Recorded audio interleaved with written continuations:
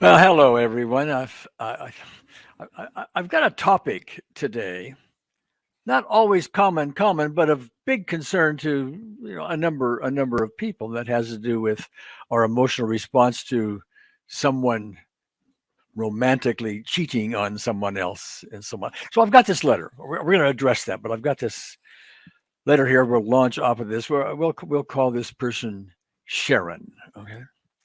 She said, "Dear Gary, I reread The Unseen Therapist all the way to the bottom." Now, The Unseen Therapist is my free ebook that gives you an intro to our more advanced topics of The Unseen Therapist, Optimal EFT, and that kind of thing. And you'll find a link to it in the essential links, below this video. Anyway, I reread The Unseen Therapist all the way to the bottom. I understand that you have to go through the personal peace procedure. And yes, that's the latter part of the book. It's a sort of the intro how to do these things. So I have formulated a bothersome event, and I would appreciate it if you can tell me if this is correct.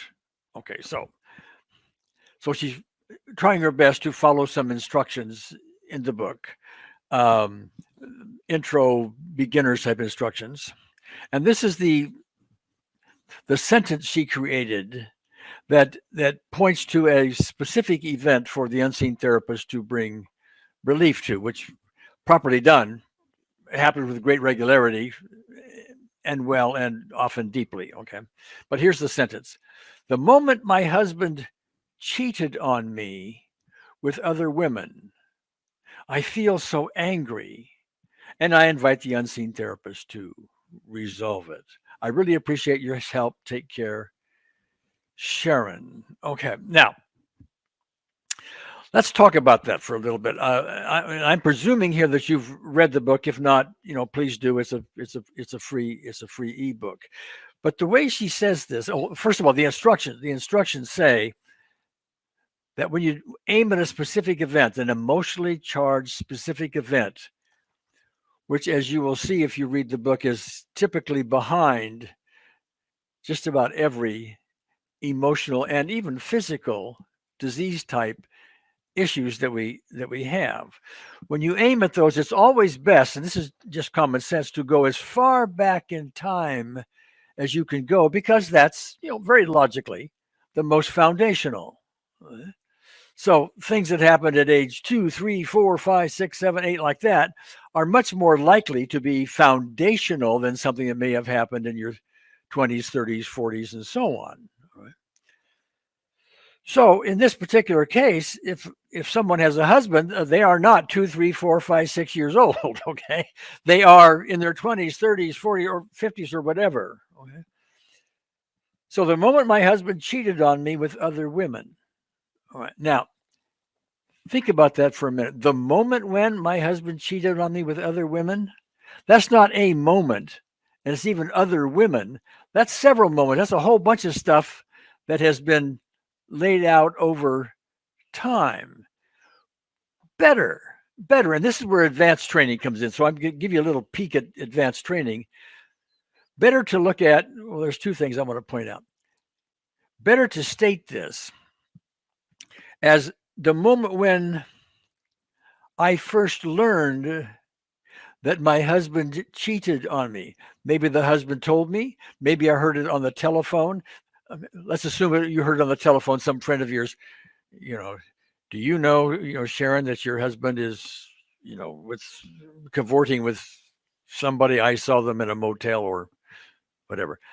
That's a moment, and all of a sudden there's an emotional thud. Okay, now I'm giving you as an example. These details are different for every person, but that's the real moment. It isn't a moment, a specific point in time where your husband cheated with other women. It is the moment you learned about it. That's when you had the emotional response. That's when you had the emotional thud. That's when it hurts so much and you can't let go of it anymore. Okay.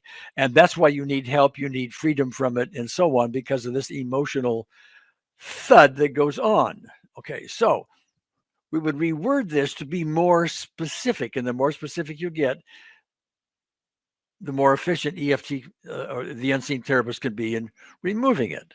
If you're not specific like that, then the odds of you holding things underneath, what we call under the table, okay, stuff you've forgotten, don't want to look at, repressed, certain emotions you may have about this. You may have not only anger, you may also have some guilt in there. You may have some fears in there. What's going to happen to my life? Are we going to get divorced? This kind of thing. Okay. Lots of things can happen. So we need to be specific. And the more specific we get and the more we put on the table, the easier it is for unseen therapists to just wipe the slate clean. She's not going to interfere with your ability to believe as you choose, to hide things, repress things, not want to look at things. That's interfering with your belief to have with your right to have your various beliefs, even if they're not good for you. Right? That would be her being a very unloving entity. She's like her saying, you can't have this belief, but you ought to have that one instead. That's the thought police. She's not going to involve that. So we need to put as much on the table as we can. Now, and we need to be specific. But there's something else that is also important. I've already talked about a little bit. The farther back we go in time, the more likely it is. You would learn this with advanced training. It's also common sense, this part of it.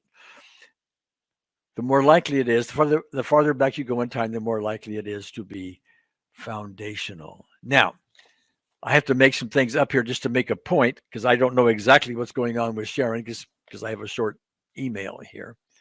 But there would be some likelihood that one reason she would get so upset about this is because it may well be a form of, to her, abandonment that she felt as a child, or rejection that she felt as a child. The I'm not good enough, the I'm not lovables, the something is wrong with me that she developed as a belief system in her own childhood.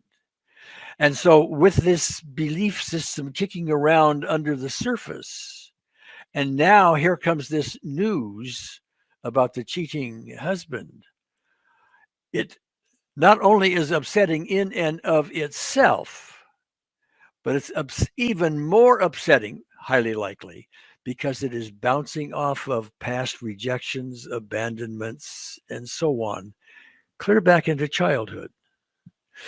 So where do we really go with this? Well, we can address, her emotional feelings about, the news and so on. And we're likely to get some kind of result.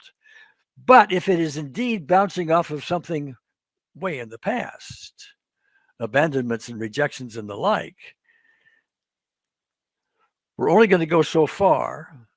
It's likely to be partial, temporary, because we're not really getting to the true cause here. I have seen many cases with issues like this, cheating, if you will, but there are other parallels to this, where something is so upsetting in current time, but yet rather than deal with that specific event in current time, we go, what could be behind that?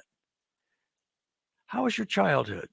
Oh, it was fine, except my father was overbearing and demanding, or my mother left, or my parents got divorced and I was raised by my grandmother, or something.